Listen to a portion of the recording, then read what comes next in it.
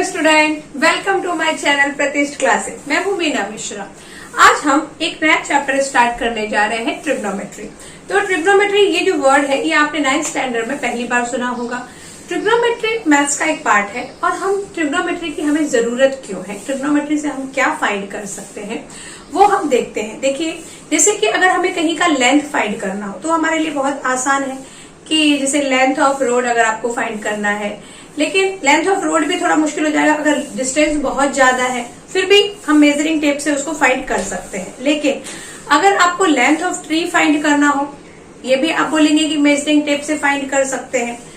अब अगर हमें ये फाइंड करना हो, मान लो कि यहाँ पे एक लाइट हाउस है और लाइट हाउस आप जानते हैं ना, लाइट हाउस मतलब कि वो जगह जहां से शिप को डायरेक्शन मिलता है। और ये एक सी हो गया और यहाँ पे कोई शिप है। अब अगर मुझे इस लाइट हाउस से इस शिप का डिस्टेंस फाइंड करना है कि ये शिप यहाँ से कितना दूर है, या फिर मुझे यहाँ ये लाइट हाउस की हाइट तो फिर भी हम मेजरिंग टेप से फाइंड कर सकते हैं। ये शिप का इस लाइट हाउस से डिस्टेंस अगर फाइंड करना है ये, तो वो मैं कैसे फाइंड करूंगी, क्योंकि वहां तो हम नहीं जाएंगे मेजरिंग टेप लेके समुद्र के बीच में मेजर करने के लिए। तो इन सब टाइम पे हमको ट्रिग्नोमेट्री की बहुत जरूरत पड़ती है और ट्रिग्नोमेट्री इन सब केस में बहुत हेल्पफुल होता है जहां की आप मेजरिंग टेप से मेजर नहीं। तो ट्रिग्नोमेट्री से किसी भी चीज का डिस्टेंस अगर आपको फाइंड करना है ट्रिग्नोमेट्री यूज करके, तो उसके लिए सबसे जरूरी चीज क्या होती है कि वहां पे एक राइट एंगल ट्रायंगल हमको एज्यूम करना होता है। जैसे कि अगर मान लीजिए यहाँ पे ये एक पेड़ है और ये पेड़ से यहाँ पे कोई कार खड़ी है और यहाँ कार में कोई एक इंसान है, वो इस का ये पेड़ का जो सबसे टॉप का पार्ट है उसको देख रहा है और वहां का आपको एंगल दिया हुआ है। अभी आप आगे की क्लास में ये पढ़ेंगे। तो हमें यहाँ पे पेड़ का जो हाइट है, ये ट्री, हाइट ऑफ ट्री, ये हम उस बेस पे फाइंड करेंगे। मतलब ये कि हमें कुछ भी नहीं मालूम कि ये डिस्टेंस हमें मालूम है कि यहाँ से ये इसका डिस्टेंस क्या है, यानी ट्री से कार का डिस्टेंस हमें पता होगा। देन हमें हाइट ऑफ ट्री पता होगा और उस बेस हाइट ऑफ ट्री हमें फाइंड करना होगा। और यहाँ पे अगर उस कार में कोई इंसान है तो वो उस कार को जिस एंगल से देख रहा है वो एंगल आपको पता होगा और उसके बेस पे फिर हम ये फाइंड कर लेंगे कि हाइट ऑफ ट्री क्या होगा। तो ये सब तो खैर आपको इस साल नहीं फाइंड करना है, ये हम नेक्स्ट ईयर फाइंड करेंगे। बस मैं आपको ये बता रही थी कि ट्रिग्नोमेट्री कितना यूजफुल है। ओके, तो ट्रिग्नोमेट्री में जैसा कि मैंने आपको बताया कि राइट एंगल ट्रायंगल हमको एज्यूम करना होता है, तो हम ट्रिग्नोमेट्री में राइट एंगल ट्रायंगल लेकर ही चलते हैं। अच्छा, उसके बाद ट्रिग्नोमेट्री में कुछ रेशो होते हैं जिनको हम ट्रिग्नोमेट्री रेशो बोलते हैं। तो वो क्या होते हैं, अब ये तो आपको पता है कि राइट एंगल ट्रायंगल में हम ये जो साइड होता है इसको हम बोलते हैं हाइपोटेनस।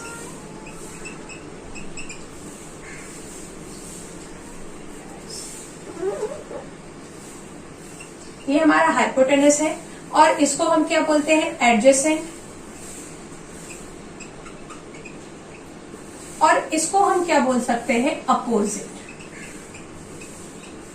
अच्छा, ये जो अपोजिट और एडजेसेंट है ये चेंज होता रहता है।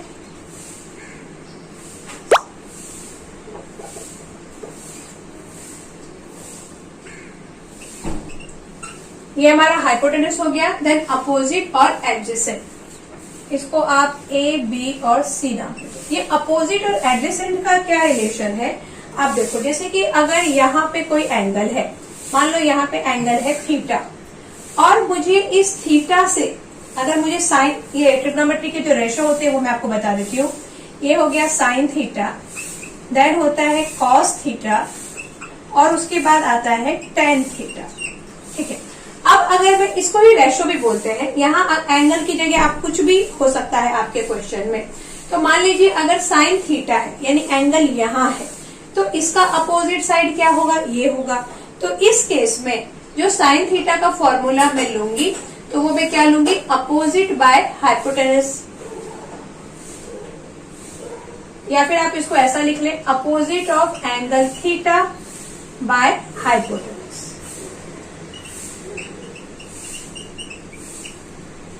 क्योंकि अपोजिट बाय एंगल थीटा यहाँ मेंशन करना इसलिए जरूरी है कि अगर यहाँ पे एंगल थीटा होता, एंगल थीटा यहाँ ना होके अगर यहाँ होता, तो उस केस में अपोजिट हमारा ये साइड हो जाता और एडजेसेंट फिर हम इस साइड को बोलते। तो इसलिए ये मेंशन करना जरूरी है कि opposite of angle theta bye hypotenuse. तो यहाँ पे अभी अपन थीटा ले लेते हैं, तो एंगल थीटा का अपोजिट क्या है ये, तो इसको आप ऐसे भी लिख सकते हैं ए बी बाय हाइपोटेनस क्या है ए सी है। ये इसका आपको फॉर्मूला याद रखना है कि sine theta is equal to opposite by hypotenuse. उसके बाद आ गया कॉस थीटा। कॉस थीटा में हम क्या कर सकते, कॉस थीटा का फॉर्मूला क्या है हमारा adjacent by hypotenuse. Adjacent by hypotenuse. तो इसमें एडजेसेंट क्या है ये BC और अगेन हाइपोटेनस इज AC। तो कॉस थीटा हमारा क्या हो गया एडजेसेंट, एडजेसेंट बाय हाइपोटेनस। यहाँ पे हम एडजेसेंट क्या बोलेंगे, एडजेसेंट फिर आप ऐसे ही ले सकते हैं adjacent of angle theta. Okay, क्योंकि अगर एंगल थीटा ये बनेगा उसी केस में ये एडजेसेंट होने वाला है। अगर एंगल थीटा यहाँ बना तो उस केस में ये वाली साइड जो हो जाएगी वो अपोजिट हो जाएगा और ये हमारा एडजेसेंट हो जाएगा। अब आई बारी टेन थीटा की। तो टेन थीटा का फॉर्मूला क्या है, tan theta is equal to क्या होता है opposite by adjacent. Opposite of angle theta by adjacent of angle theta. तो यहाँ पे अपोजिट क्या हो गया ए बी और एडजेसेंट क्या हो गया बी सी। तो ये हमने सीखा कि ट्रिग्नोमेट्री रेशो क्या होते हैं और इन्हीं रेशो को हमें यूज करना है ट्रिग्नोमेट्री में। और इनके ऊपर काफी सारे फॉर्मूले हैं जो आप लोग आगे आगे की क्लास में जैसे जैसे आप पहुंचेंगे आप सीखेंगे।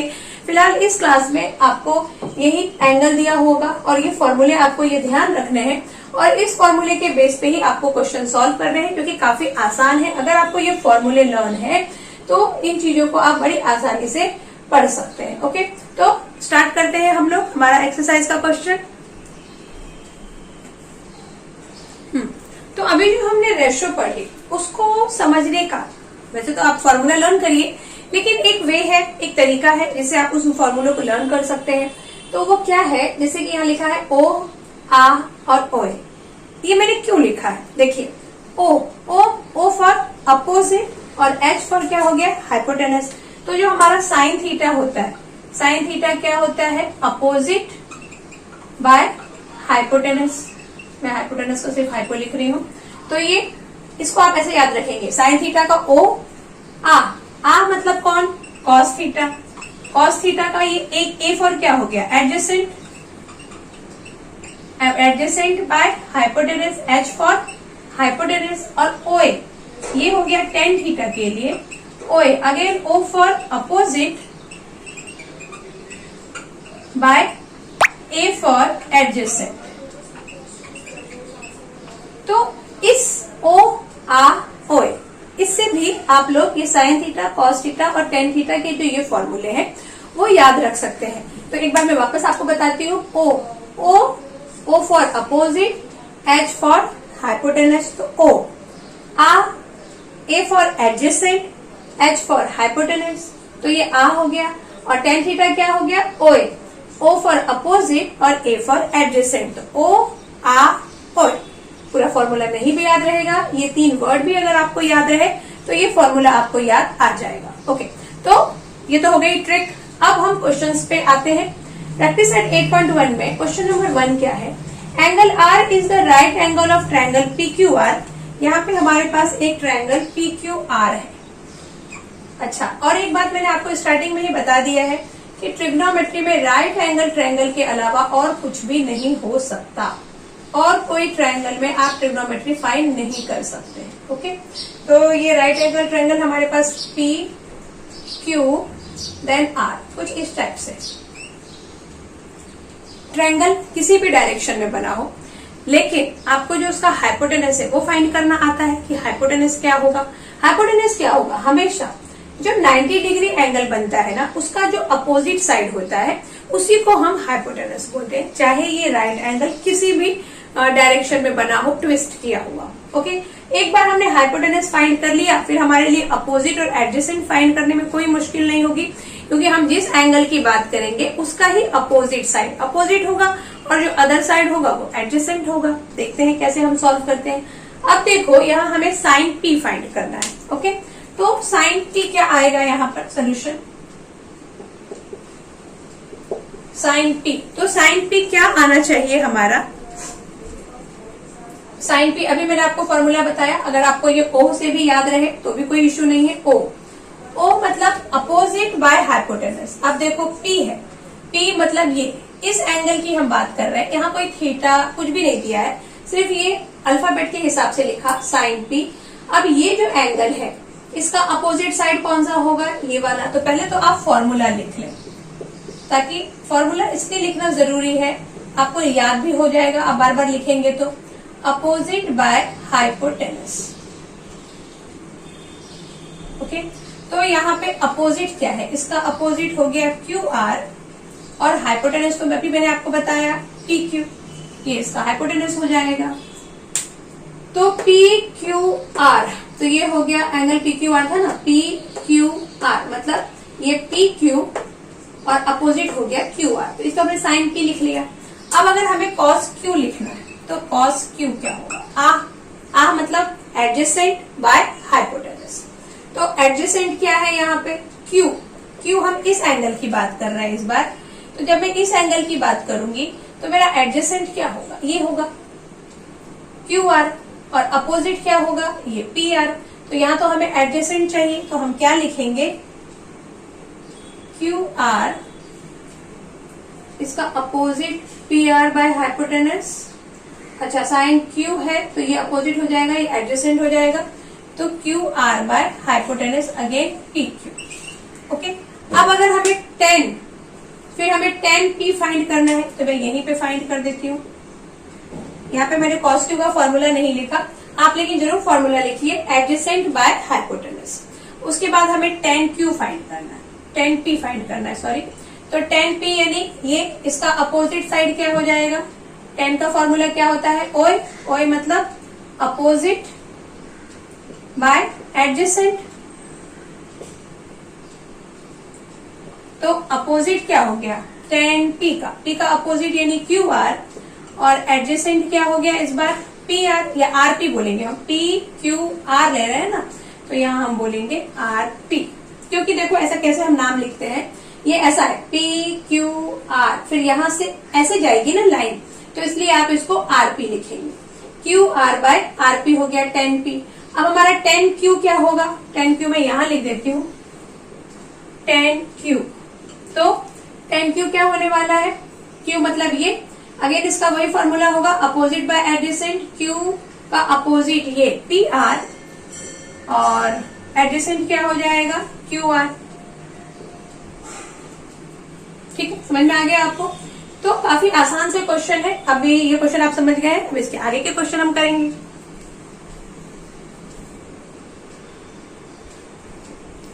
अब हम नेक्स्ट क्वेश्चन देखेंगे। In the right angle triangle X Y Z, इसमें क्या है, एंगल वाई। देखो X Y Z is 90 degree है ना, तो इसमें आपको ये फाइंड करना पड़ेगा कि एंगल कौन सा दिया है हमें 90 डिग्री। तो ये आपको मालूम है कि जो लेटर बीच में लिखा होता है वहीं पे एंगल बनता है। तो एक्स वाई जेड मतलब ये वाला एंगल हमें कितना है, 90 डिग्री है। And A B C are the length of the side, ये ए बी और ये सी लेंथ दिए हुए हैं। लेंथ मतलब ये मतलब आप समझ ही गए ना कि ये वाई जेड कितना बड़ा है, ए सेंटीमीटर या A unit, then X Y B unit, और ये एक्स जेड जो है वो है सी यूनिट, ये उसका लेंथ दिया हुआ है। तो यहाँ पर जो हम इससे पहले हमने क्वेश्चंस किया था, तो उसमें हमने बस जैसा कि ये साइड का नाम हो गया Y Z, Y X, X Z, ऐसा लिख के हम छोड़ देंगे। लेकिन यहाँ हमें लेंथ दिया हुआ है, तो हम वाई जेड तो लिखेंगे ही, लेकिन उसके बाद हम उसका लेंथ लिखेंगे ए। तो वो हम कैसे करेंगे आपको अभी समझ में आ जाएगा। तो हमें पहले क्या फाइंड करना है, साइन एक्स। साइन एक्स मतलब एंगल यहाँ पर है, ओके, इसका रेशो फाइंड करना है। तो साइन रेशो, यहाँ पे आपकी बुक में एक्स की जगह पे साइन रेशो भी दिया हुआ है, ओके, तो उससे कुछ भी अलग नहीं है, वो सब एक ही चीज है। तो साइन एक्स हमें फाइंड करना है। तो साइन एक्स, अभी मैंने आपको फॉर्मूला बताया था तो इसको आप साइड में मैं यहाँ लिख देती हूँ ओ आर और ओ ए। इससे हमको याद रहेगा कि हमारे फॉर्मूले क्या है। तो हमें साइन एक्स पहले फाइंड करना है, तो लिख देती हूँ मैं यहाँ पे साइन एक्स, ये साइन एक्स। तो साइन एक्स क्या हो जाएगा, साइन एक्स मतलब इसका अपोजिट साइड ओ है ना, ओ फॉर अपोजिट, अपोजिट हो गया क्या वाई जेड। पहले फॉर्मूला हम लिखेंगे अपोजिट बाय हाइपोटेनस,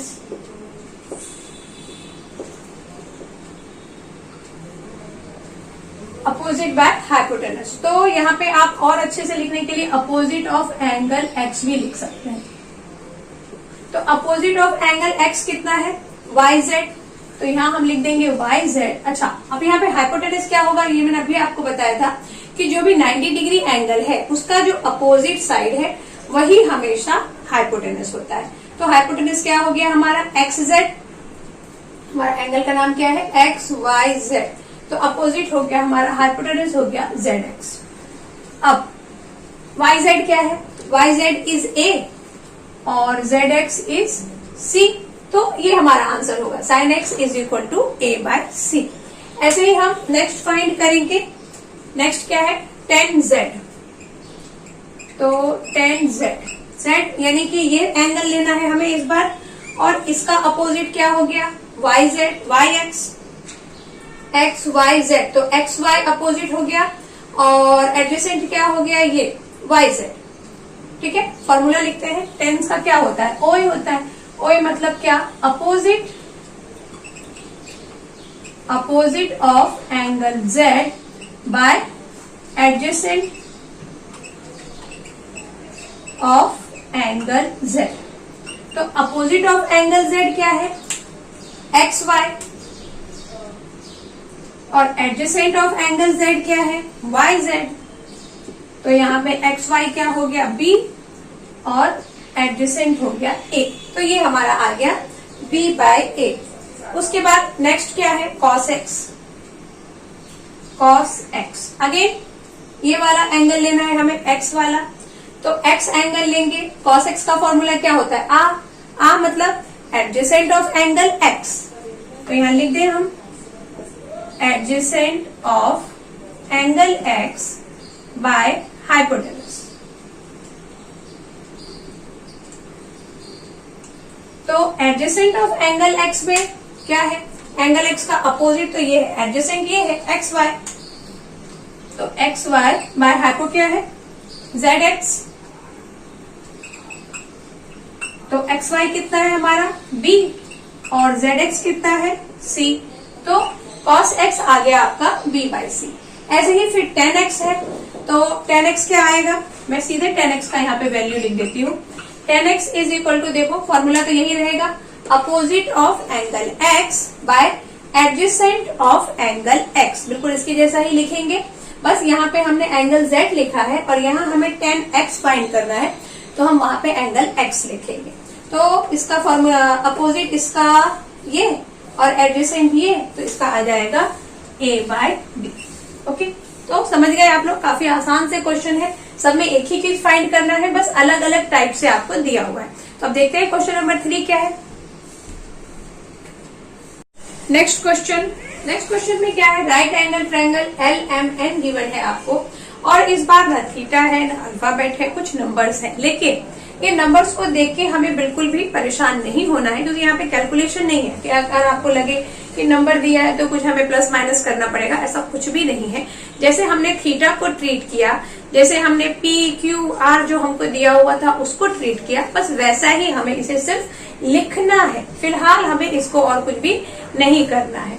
ओके, तो हमारा ये LMN मतलब 90 डिग्री कहाँ बनेगा M पे। अभी मैंने आपको बताया कि जो लेटर बीच में रहता है वहीं पे एंगल बनता है, तो ये 90 डिग्री हो गया। L आपको गिवन है that is 50 degree and angle N is 40 degree, ये सब कुछ हमको दे दिया। अब हमें साइन 50 फाइंड करना है, तो साइन 50 क्या होगा, यहाँ पे फिर से मैं आपका लिख देती हूँ O R और O A, क्योंकि अभी मुझे पता है कि ये फॉर्मूला अभी आपने जो नया सीखा है, तो हो सकता है कि आप इसको भूल जाएं। तो ओ आ और हमने लिख लिया स्टार्टिंग में, ताकि हमें याद रहे कि भाई हमारा फॉर्मूला क्या है। तो साइन 50 डिग्री, साइन 50 डिग्री इसका फॉर्मूला क्या होगा? ओए मतलब opposite of angle 50 bye hypotenuse. तो यहां लिख देती हूं मैं opposite of angle 50 degree, sorry opposite of 50 degree by hypotenuse. एक बात और कि ये 50 डिग्री जो है ये हमें वैल्यू है दिया हुआ है, तो हम यहाँ पे ऐसा एंगल का साइन नहीं बनाएंगे क्योंकि ये 50 डिग्री वैल्यू है। ओके, अगर आप एल एंगल की बात करेंगे तो मैं वहां पे एंगल एल लिखूंगी, लेकिन 50 डिग्री वैल्यू होने की वजह से हम सीधे 50 डिग्री लिखेंगे। जैसे कि हम क्या करते हैं, साइन थीटा ऐसा लिखते हैं ना, साइन एंगल थीटा तो नहीं लिखते हैं। तो उसी तरीके से अगर, क्योंकि ये थीटा जो होता है ना वो वैल्यू होता है, तो ऐसे ही ये वैल्यू दिया हुआ है, तो यहाँ पे आप एंगल का साइन नहीं बनाएंगे। तो opposite of 50 degree that is M N and hypotenuse that is L N. तो ये हमारा साइन 50 हो गया। अब ऐसे ही जब हम कॉस 50 फाइंड करेंगे तो कॉस 50 डिग्री क्या होगा? कॉस 50 डिग्री हमारा हो जाएगा आ मीन्स एडजेसेंट, तो इसका एडजेसेंट क्या होगा?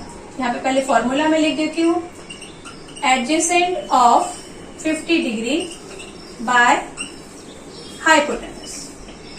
ये फॉर्मूला मैं इसलिए बार बार लिख रही हूँ ताकि आपको ये लिखने की आदत हो जाए। कभी भी मैथ्स में अगर आप क्वेश्चंस करते हैं उसमें फॉर्मूले हैं तो आप वो फॉर्मूले जरूर लिखिए। एक तो ये आपकी आदत में आ जाएगा और एग्जाम में इन फॉर्मूले के मार्क्स होते हैं। आप ऐसा बिल्कुल मत सोचिए कि अभी नहीं लिखेंगे हम एग्जाम में लिखेंगे, ऐसा नहीं होता है। अगर आपकी हैबिट होगी फॉर्मूला लिखने की तो वो आपको एग्जाम में ऑटोमेटिकली आएगा लिखना, और अगर वो आपकी हैबिट में नहीं है तो हो सकता है कि आप एग्जाम में लिखना भी भूल जाए। तो इसलिए जब भी आप प्रैक्टिस भी करें या क्वेश्चंस कितनी बार भी आप कर रहे हैं तो आप फॉर्मूला जरूर लिखिए। ओके, तो adjacent of 50 degree by hypotenuse, तो यहाँ पे फिर हम cos 50 की वैल्यू लिख देते हैं।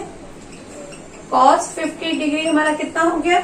Adjacent of 50 means ln and hypotenuse is again ln, तो यहाँ आ जाएगा lm बाय ln।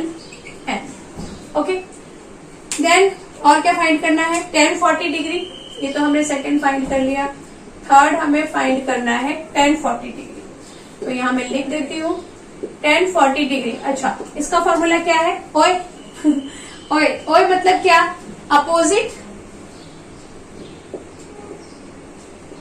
Opposite of angle, sorry opposite of 40 degree by adjacent of 40 degree. तो अपोजिट ऑफ 40 डिग्री मतलब कौन? ये 40 डिग्री, इसका अपोजिट यानी ये LM, तो LM by adjacent of 40 degree means this one MN, तो यहां लिख देंगे MN। तो ये हमारा tan 40 भी हो गया। अभी नेक्स्ट है cos 40, तो cos 40 डिग्री में भी हम क्या लिखेंगे? 40 डिग्री का ये cos का आ, तो आ क्या है हमारा? Adjacent of 40 degree by hypotenuse. तो एडजेसेंट ऑफ 40 डिग्री मतलब 40 डिग्री का adjacent means this one MN और हाइपोटेनस इज LN, तो यहाँ आ जाएगा MN बाय LN। तो ये इस तरह से हमने ये क्वेश्चन भी कर लिया। अब इस एक्सरसाइज का जो लास्ट क्वेश्चन बचा है वो भी हम देख लेते हैं कि कैसे करना है। तो चलो लास्ट क्वेश्चन देखते हैं। एंगल PQR, अच्छा ये देख के आपको अगेन परेशान बिल्कुल नहीं होना है, इसमें कुछ भी अलग नहीं है, जैसा अभी तक हमने सारे क्वेश्चंस किए वैसे ही करना है। बस इसमें आपको ये जो ट्रायंगल है ये दो ट्रायंगल को एक साथ ज्वाइन करके दे दिया है। ओके, तो दो ट्रायंगल इसमें कौन कौन सा है? देखो, एक ट्रायंगल है ये PRQ और एक ट्रायंगल है ऐसा PQS, इसको आप PQR भी बोल सकते हैं ट्रायंगल, और दूसरा हो गया PQS।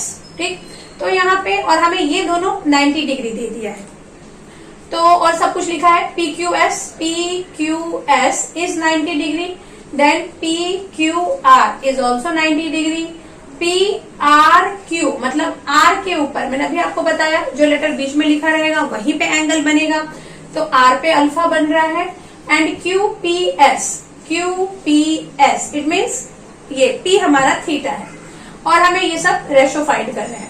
तो जब हम साइन अल्फा लेंगे, साइन अल्फा मतलब ये अल्फा, तो अब हम यहाँ पे अच्छा जब आप इस ट्रायंगल की बात कर रहे हैं PQR की, तो आपका हाइपोटेनस क्या हो जाएगा, PR हो जाएगा। और जब हम इस ट्रायंगल की बात करेंगे PQS, तो हमारा हाइपोटेनस हो जाएगा PS। तो अब जब हम ये थीटा का रेशो फाइंड करेंगे उस केस में हमें ये वाला ट्रायंगल लेना है और जब हम अल्फा फाइंड कर रहे हैं तो हमें ये वाला ट्रायंगल लेना है। बाकी कुछ भी इसमें अलग नहीं करना, दो ट्रायंगल को आपको एक साथ ज्वाइन करके दे दिया है, लेकिन हमें उसे अलग अलग ही ट्रीट करना है। तो देखते हैं कैसे करेंगे हम इनको। अगेन हम यहाँ पे अपना फॉर्मूला लिख लेते हैं O R और O A।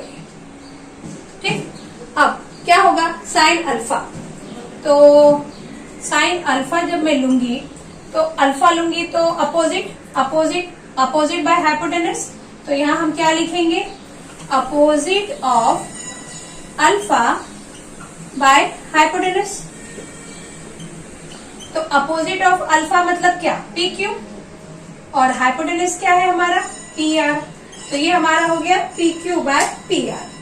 ओके, अब ऐसे ही कॉस अल्फा है तो मैं डायरेक्ट लिख दूं, कॉस अल्फा क्या होगा, एडजेसेंट बाय हाइपोटेनस। तो एडजेसेंट क्या होने वाला है, यहाँ पे एडजेसेंट हो जाएगा हमारा RQ और हाइपोटेनस हो जाएगा PR। मैं डायरेक्ट लिख रही हूँ लेकिन आप लोग डायरेक्ट मत लिखना। उसके बाद आ गया हमारा क्या, टेन अल्फा। टेन अल्फा मतलब OA, अपोजिट बाय एडजेसेंट, तो opposite again PQ, tan alpha PQ opposite by adjacent, adjacent क्या है RQ। तो ये हो गया PQ बाय RQ। तो ये हमने अल्फा का फाइंड कर लिया। अब हमें थीटा के रिस्पेक्ट में फाइंड करना है, तो सेकेंड वाला हम कर रहे हैं साइन थीटा। अब जब साइन थीटा फाइंड करेंगे तो हम इस ट्रायंगल की बात करेंगे PQS की। ओके, तो PQS में sine theta O opposite of angle theta bye hypotenuse. तो यहाँ एक बार तो मैं लिख देती हूँ formula, opposite of theta by hypotenuse. तो अपोजिट ऑफ थीटा क्या है, थीटा का अपोजिट ये है QS, तो यहाँ हम लिख देंगे QS by PS hypotenuse. Then cos theta, cos theta क्या हो जाएगा, एडजेसेंट बाय हाइपोटेनस। तो एडजेसेंट मतलब ये QS, नहीं सॉरी PQ इज एडजेसेंट, तो PQ by hypotenuse is PS। और फिर हमारा टेन थीटा क्या हो जाएगा, OA अपोजिट बाय एडजेसेंट, तो opposite again QS by PQ।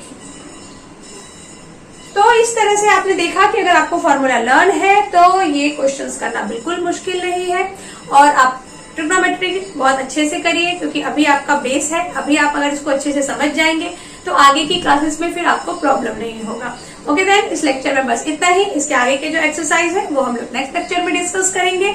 मेरे चैनल को सब्सक्राइब करने के लिए थैंक यू वेरी मच। लेकिन अगर आपने सब्सक्राइब नहीं किया है तो प्लीज चैनल को सब्सक्राइब और शेयर जरूर करिए। मिलते हैं नेक्स्ट लेक्चर में। Thanks for watching.